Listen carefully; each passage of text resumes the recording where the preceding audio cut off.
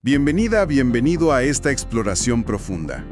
Hoy nos adentramos en una selección de ideas de Yo soy feliz, yo soy rico. Es de Andrew Corrent. Y bueno, el subtítulo ya dice mucho. Desarrollando una conciencia de abundancia ilimitada. La misión que nos hemos propuesto hoy es, desentrañar las propuestas centrales de estos textos. Buscan explicar cómo generar felicidad, cómo generar riqueza, pero el enfoque es casi exclusivamente interno, ¿sabes? A través de la mentalidad, de la conciencia y de lo que el autor llama nuestro poder creador. El material se presenta con un aire, bastante transformador. Casi como un recordatorio de un potencial que según el texto ya poseemos. Para la libertad, la abundancia y, de forma muy marcada, para la creación deliberada de nuestra vida. De hecho, una de las primeras afirmaciones que, salta a la vista es que la persona que sostiene el libro no lo encontró por casualidad, sino que creó la circunstancia para que llegara a sus manos. ¿Qué te parece esa entrada? Es una declaración de intenciones potente desde el inicio, ¿verdad? Pone el tono de inmediato. Estos fragmentos que vamos a revisar hoy son una mezcla interesante. Tienen elementos claros de autoayuda, sí, ecos de corrientes metafísicas, también, y mucho de lo que hoy llamaríamos psicología del mindset o de la mentalidad. El foco es persistente. El poder interior del individuo no solo influye, sino que, según esto, determina la experiencia externa, la realidad que cada quien percibe. Entendido. Entonces, si esa es la tónica, vamos a sumergirnos en la premisa que parece sostener todo el edificio. La idea de que usted crea todo su universo. Esto es bastante radical. No dice influye, dice crea. ¿Cómo lo desarrolla el texto? Introduce un concepto, el conjunto mental, ¿cierto? Exactamente. El conjunto mental es el pilar conceptual aquí.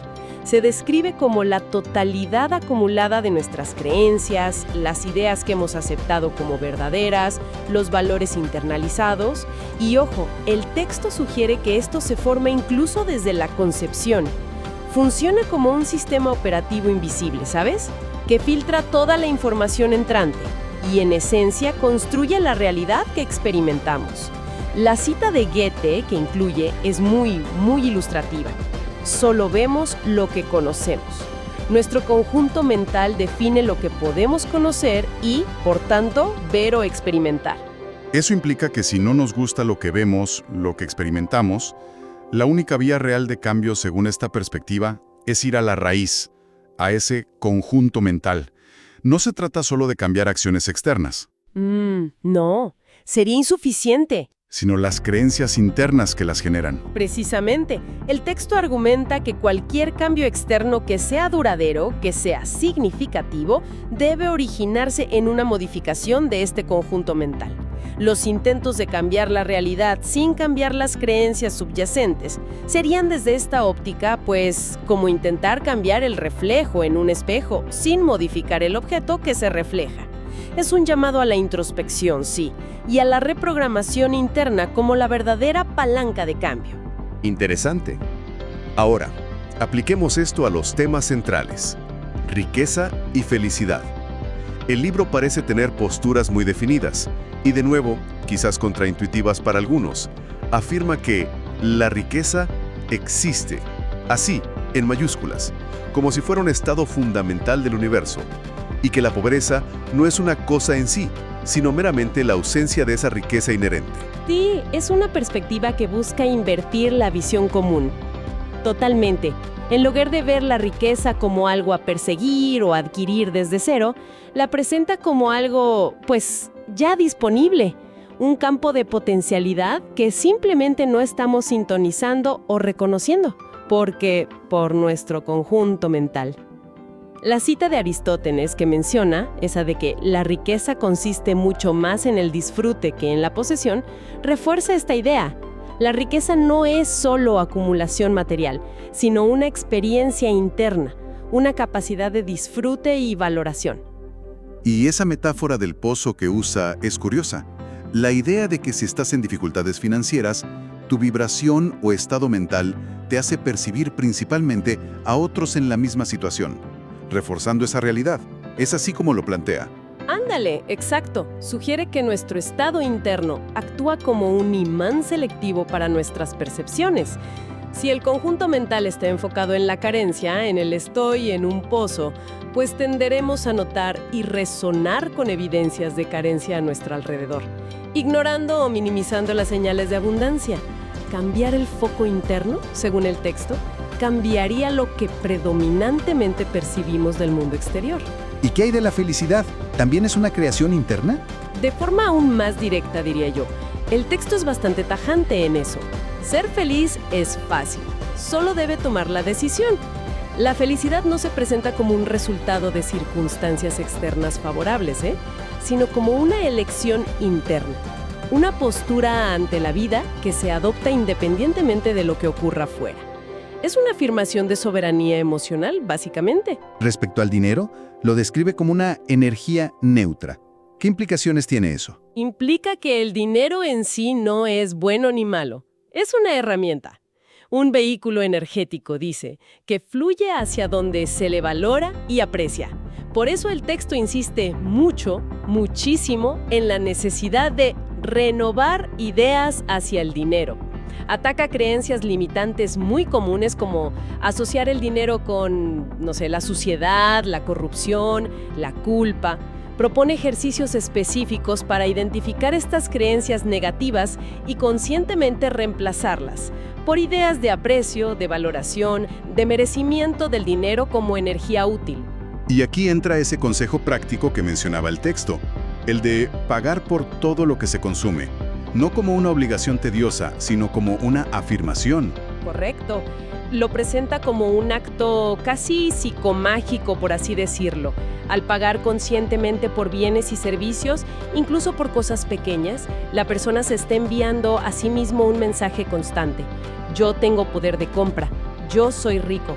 Según el libro, este hábito repetido fortalece la creencia en la propia capacidad de generar y manejar riqueza, lo cual a su vez, pues atrae más oportunidades para ejercer ese poder de compra. Se basa en la idea de que la mente opera por hábito y que podemos instalar hábitos de pensamiento de abundancia. Esto nos lleva de lleno al poder del pensamiento y la creencia. El texto cita a Proverbios: como él piensa dentro de sí, así es él.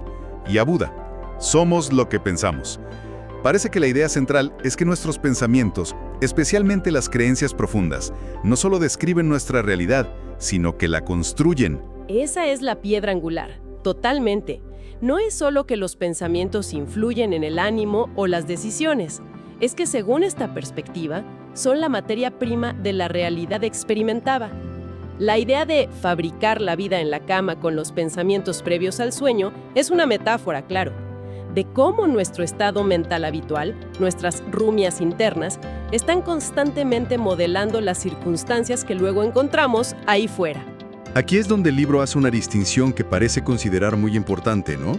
Entre atraer y crear. Dice: usted no atrae, usted crea. ¿Por qué ese énfasis? Parece sutil, pero el autor le da peso. Sí, es una distinción crucial desde la perspectiva del libro, porque redefine la posición del individuo. La idea de atracción, tal como la critica el texto, podría implicar una cierta pasividad, ¿sabes? Uno emite una señal y espera que algo externo responda y venga hacia uno. En cambio, al afirmar usted crea, el libro coloca toda la responsabilidad y, también todo el poder en el individuo.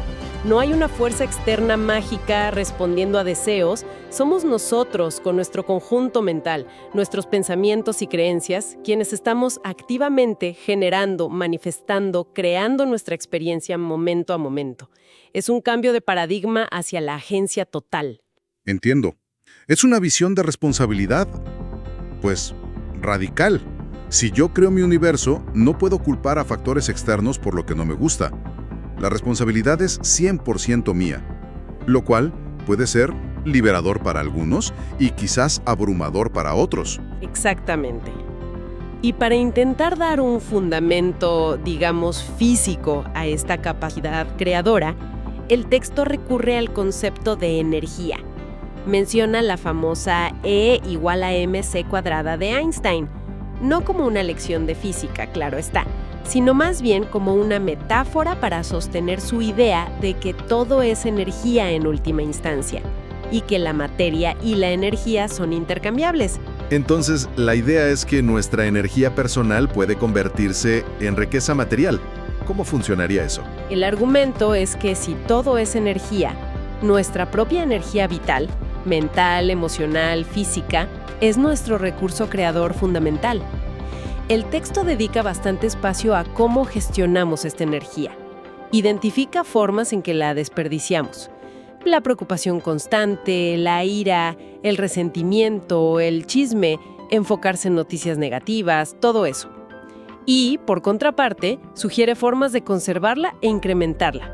Alimentación equilibrada, la risa, el perdón como liberación de energía atascada, sueño reparador, meditación, ejercicio físico, momentos de silencio, ayuno ocasional, manejo consciente de la energía sexual e incluso evitar conscientemente a personas que nos drenan, los llamados vampiros energéticos. La premisa es simple. A más energía personal disponible y enfocada, mayor capacidad creadora. Y profundiza aún más citando la Biblia, Hebreos 11:3, sobre que lo visible proviene de lo invisible.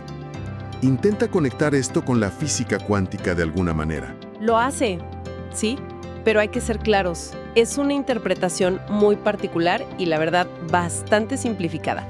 Se usa más como analogía que como explicación científica rigurosa. Cita a Hebreos para reforzar la idea de que la realidad material surge de un sustrato no visible, que él asocia con el pensamiento y la energía. Luego toma prestados conceptos cuánticos de forma muy laxa, comparando las ondas de energía subyacentes con células madre indiferenciadas que toman forma. O sea, se convierten en partículas, en materia, en experiencia, según la observación o la creencia del individuo. Es una analogía audaz, sin duda. ¿Propone alguna forma de experimentar esto? Menciona un ejercicio curioso, ¿sí? Sugiere observar detenidamente una moneda de una denominación específica, prestarle atención a sus detalles, sentirla, pensar en ella. La hipótesis del texto es que al enfocar la atención, que él considera una forma de dirigir la energía creadora, en esa moneda, la persona empezará a encontrarla o recibirla con más frecuencia en su vida cotidiana. Es un intento de ilustrar el principio de que la atención es poder y que donde ponemos nuestro foco, eso tiende a manifestarse o magnificarse en nuestra experiencia. Vale.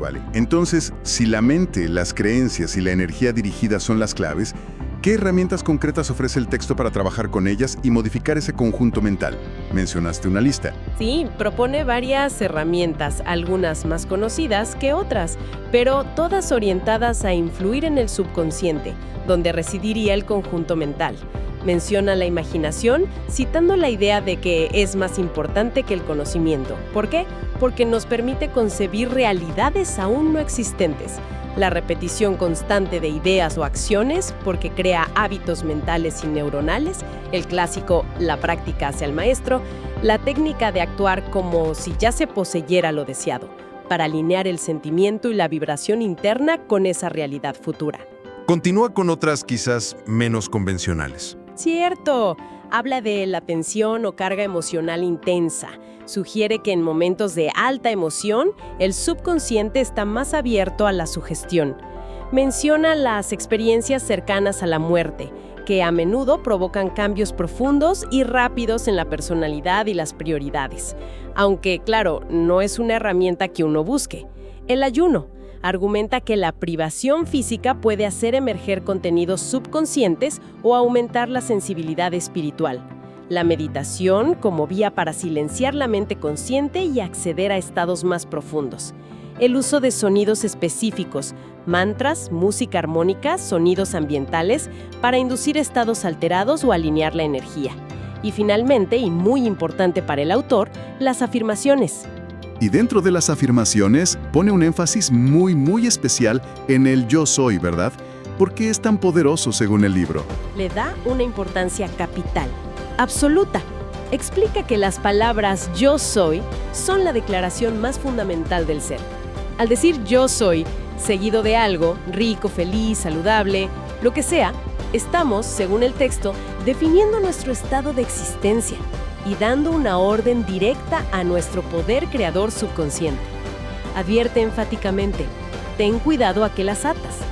Lo crucial, y subraya esto una y otra vez, no es la mera repetición mecánica, sino sentir la verdad de la afirmación en el momento de pronunciarla. Sentirse abundante al decir yo soy rico. La emoción es el combustible. Sin emoción, dice, la afirmación es hueca. ¿Y la visualización? ¿Cómo encaja en todo esto? La describe como una forma de afirmación yo soy, pero operando a nivel no verbal, directamente con imágenes. Es como decirle al subconsciente yo soy esto, mostrándole la imagen deseada. Menciona brevemente dos enfoques: la visualización gráfica, donde uno ve la escena como en una pantalla mental externa, y la subjetiva, donde uno se siente dentro de la escena, experimentándola desde la primera persona, como si ya estuviera pasando. Ambas buscan imprimir la realidad deseada en el subconsciente, hacerla real primero adentro. Otro principio que aborda el texto es el de dar y recibir. ¿Cómo lo conecta con la creación de riqueza? Lo presenta como una ley fundamental del flujo de energía, casi como una ley física del universo, que propone: para recibir, primero hay que dar. Retome el consejo de pagar por todo como una forma de dar valor a cambio de lo recibido, pero también como una afirmación de la propia capacidad de dar, y por tanto, de tener. Va más allá, sugiriendo que dar más de lo que se recibe, en valor percibido, no necesariamente monetario, genera una especie de crédito energético o kármico que el universo, según él, tiende a saldar. ¿Y si alguien siente que no tiene nada material para dar en este momento? El texto ofrece una alternativa interesante. Dice que se puede dar deseando sinceramente riqueza y bien a otros. Como el pensamiento es considerado energía creadora en este sistema, enviar pensamientos de abundancia a los demás también se considera una forma de dar y de poner en movimiento esa ley de flujo. Es una forma de participar en la circulación de la energía de la prosperidad, incluso sin recursos materiales iniciales. Y esto enlaza directamente con la gratitud, supongo. Como la culminación de este ciclo y a la vez como su motor principal. Agradecer por lo que ya se tiene, por pequeño que parezca, sintoniza la mente con la frecuencia de la abundancia existente. Eso es clave, pero el texto va un paso más allá. Sugiere agradecer también por lo que se desea, como si ya se hubiera recibido.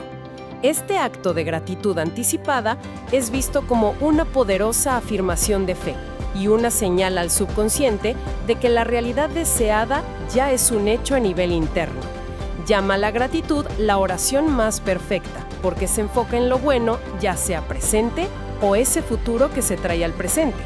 Propone ejercicios como listar diariamente cosas por las que sentirse genuinamente agradecidos y revivir conscientemente ese sentimiento. Ahora, bueno, todo esto suena muy bien en teoría, ¿no? Pero la realidad es que cambiar creencias arraigadas es difícil. Es complicado. Aborda el texto la resistencia al cambio. Esa voz interna que dice, no puedes o esto no funciona. Sí lo hace. Reconoce explícitamente la resistencia natural de la mente. Ese mecanismo de más vale malo conocido que bueno por conocer. Explica que el conjunto mental actual funciona como un sistema homeostático. Busca mantener el status quo, lo familiar, aunque sea insatisfactorio. Esta resistencia, según el libro, puede manifestarse internamente como dudas, como miedo, o externamente como críticas de otros, obstáculos inesperados o contratiempos que parecen confirmar que el cambio no es posible, que tenías razón al dudar. ¿Y cuál es la solución que propone ante esa resistencia? ¿Qué hacer? La perseverancia y el poder de voluntad. Así de simple y así de complejo. Cita a Einstein sobre la voluntad como una fuerza motriz fundamental. Se necesita determinación para seguir aplicando las herramientas, afirmaciones, visualización, actuar como sí, a pesar de la resistencia interna o externa. También habla de la fe, pero la redefine un poco.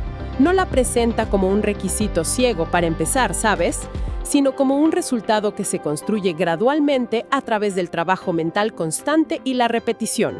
La fe, en esta visión, es la garantía de lo que se espera.